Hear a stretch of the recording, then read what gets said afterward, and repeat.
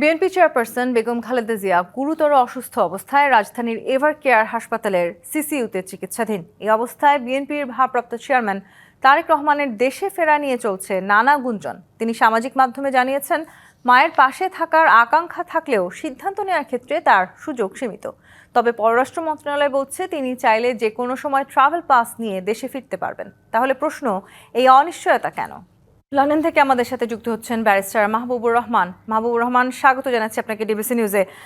তারেক জিয়া কেন এই মুহূর্তে দেশে আসতে পারছেন না, সেটি নিয়ে রয়েছে বিস্তর আলোচনা সমালোচনা। একক সিদ্ধান্ত নেওয়া তার পক্ষে সম্ভব নয়, তিনি নিজে তার ভেরিফাইড ফেসবুক পেজে জানিয়েছেন। কেন সম্ভব নয়? তাহলে কি এখন আসলে অন্য কারো গ্রিন সিগন্যালের দিকে তিনি তাকিয়ে আছেন কিনা? প্রতিবন্ধকতাটা আসলে কোথায়?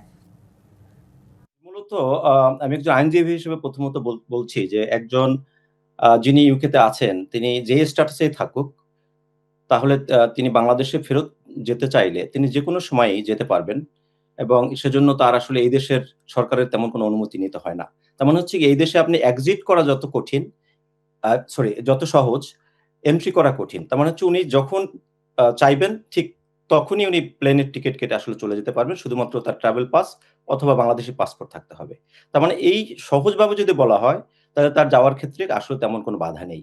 কিন্তু তিনি যে ফেসবুকে লিখেছেন যে তারেক রহমান সাহেব তিনি একক নিয়ন্ত্রণে নয়, সেক্ষেত্রে আমি ২ ভাবে যদি দেখি, প্রথমত হচ্ছে তিনি যদি তার মায়ের অসুস্থতার কথা বলা হয়, আ বেগম খালেদা জিয়া যিনি এখন খুবই আম হসপিটালে আছেন এবং খুবই অসুস্থ। তার চিকিৎসার জন্য তিনি এখানে পদক্ষেপ নিচ্ছেন এবং আমরা যেটা মিডিয়ায় দেখেছি এবং তিনি লন্ডন ক্লিনিকে ইতিমধ্যে তিনি নিজে গিয়েছেন সশরীরে এবং সেখানে তিনি বেগম খালেদা জিয়া এর আগে যে চিকিৎসা নিয়েছিলেন, সেই এক্সপার্ট ডক্টরদের সাথে কথা বলেছেন এবং তাদের জন্য যে অ্যাপয়েন্টমেন্ট দরকার হয় সেগুলো ঠিক করেছেন। হয়তো তার উন্নত চিকিৎসার কথা চিন্তা করে তিনি হয়তো এই কথা বলে থাকতে পারেন যে, "এটা এখনই আমি বাংলাদেশে যাওয়ার ক্ষেত্রে তার নিয়ন্ত্রণে নেই।" কারণ তিনি হয়তো তার মায়ের ভালো চিকিৎসার কথা চিন্তা করে থাকতে পারেন। কিন্তু আমরা যদি বলি যে গত ১৫ মাসে তিনি কেন বাংলাদেশে যাননি? সেই প্রশ্নের থেকেই আসলে এই ডালপালা যেটা এসছে বা যে আলোচনা সমালোচনার কথা এসছে সেগুলো আসলে সোশ্যাল মিডিয়া বা মিডিয়ায় এসছে। তো সেক্ষেত্রে আমার কাছে মনে হয়, আমি একজন সাংবাদিক এবং একজন আইনজীবী। তো আমি যদি সব ইভেন্ট গুলো দেখি, সেটা হচ্ছে যে বাংলাদেশে দৃশ্যমান তার কোনো ঝুঁকি আমরা দেখছি না।